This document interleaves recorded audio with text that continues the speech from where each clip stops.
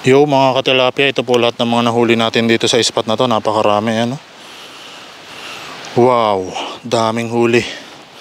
Pinakaunang first time uli natin makahuli ng ganitong karaming tilapia. Kita nyo naman oh. Ayan, lalaki niyan mga idol oh. Mga jambong tilapia mga nahuli natin. Yung iba pandaing, pamprito, pampaksiw. Sari-saring luto na po yung pwedeng gawin dyan. Dami oh. Kita nyo naman yan mga idol oh. Wow. Ayan, salamat po sa lahat ng mga viewers natin dyan, ng mga sumusuporta at tuloy-tuloy nanonood ng ating mga live. Ayan, abangan nyo po lagi yung ating mga live mga idol. Suportahan po natin. Ayan, isa po tayong OFW dito sa Taiwan.